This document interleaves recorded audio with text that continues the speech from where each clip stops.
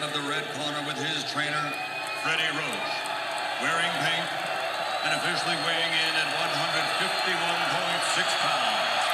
His professional record, 45 victories, including 33 wins by knockout against 5 defeats. He's a 6-time, 4-division world champion. Tonight, win or lose, he says farewell to a glorious Hall of Fame career.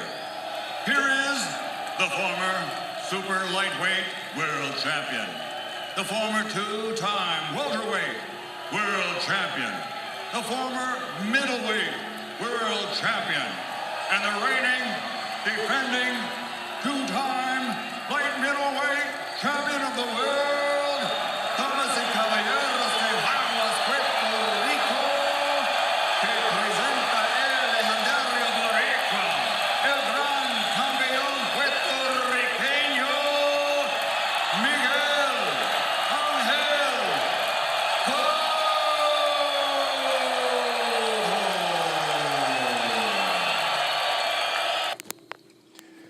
Well, fight fans, that was the last introduction from one Hall of Famer to the other. Hall of Famer Michael Buffer introducing Hall of Famer Miguel Cotto going into his last fight against Sadam Ali.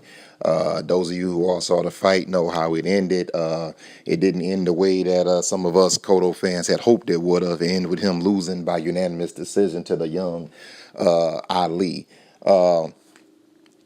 Well, I have to say this is that I'm, not afraid to say that I was always a Miguel Cotto fan, all the way from when he came into boxing, when he had the afro, back when he was, 21, 22, 23, around that age, and until now. I was hoping that he would win this fight.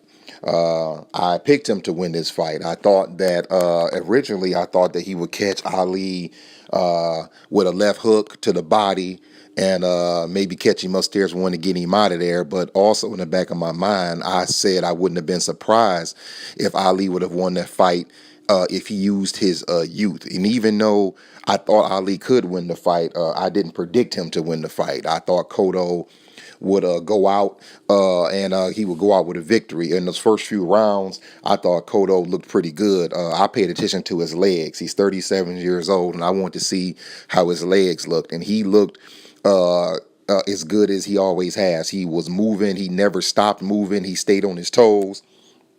And that made me think that maybe he would eventually catch Ali and get him in the corner. But we got to give Ali credit. Some people thought Sadam Ali, after that Vargas fight, was going to be done. They thought, well, this dude was a prospect.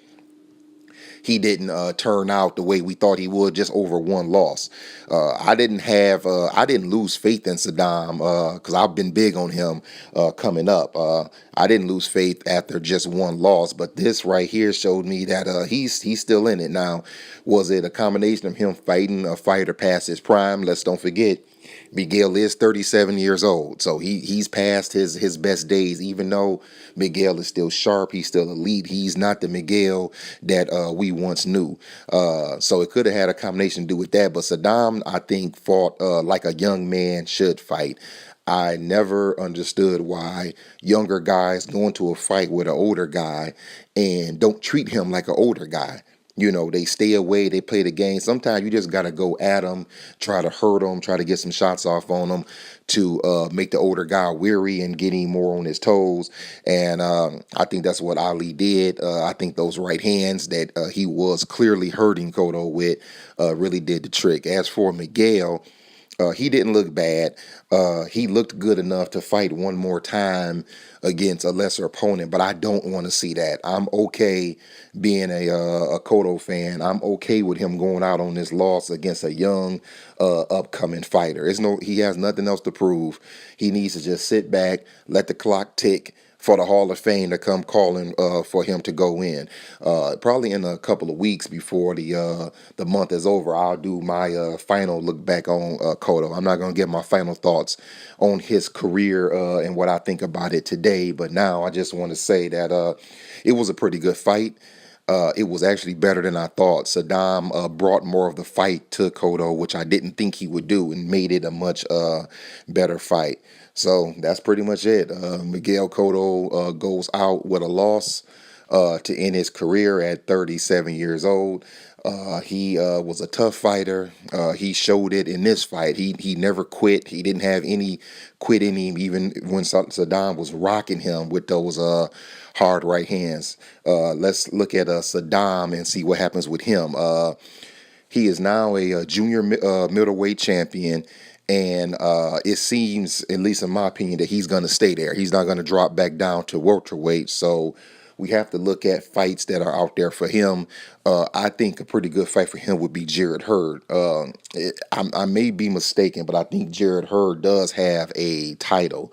I don't remember which one it is. I could be mistaken, but if I'm Sadam Ali and he's going to stay at junior middleweight and defend that belt, then I think that's the guy that he should look at and go after is Jarrett Hurd.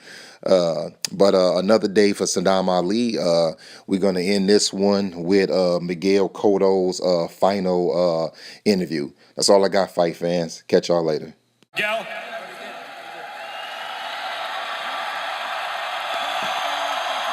You didn't get the win tonight, but as you can hear from the crowd, as usual, Miguel Cotto fans go home happy. They witnessed a great fight. How are you feeling right now? Feeling good, feeling just good with the performance, good with the fight, and just happy. Was there something wrong with your left bicep? You can see it. I felt something here, and now it turned to my bicep. Something happened there, but I had to continue fight. What round? Round number 7. The 7th round? Yeah. Just when you were coming on, you felt the left, did you feel it happen during the round? I can't remember, but something happened. You can see my bicep here. It's a little turn. I don't, yes, it's grotesque. It's all rolled up. I don't want to make excuses. He won the fight, but I felt I had something on my arm. You've never made excuses, even in a career where you've had every right to make an excuse, Miguel, and that's one of the reasons I think the fans love you so much. You said win or lose, this would be your last fight. It was a great fight, but you didn't get the win. Is it in fact your last fight? It is. I'm going happy to my house, enjoy my family, and just being happy, being good, and be at my house. I want to be at my home. Is there anything you'd like to tell the fans, since this is in fact your last fight? To all of you guys, thank you for supporting me at every moment, at every opportunity. I'm so glad to call Madison Square Garden my home. Thank you. Miguel, with fighters, you never know. You're different than most, but still sometimes guys get the urge a couple years later, whatever. If this is in fact your last fight, I'd like to tell you on behalf of everyone at HBO, certainly, and I think everyone who's dealt with you, it's been a pleasure covering not only your career, but dealing with you.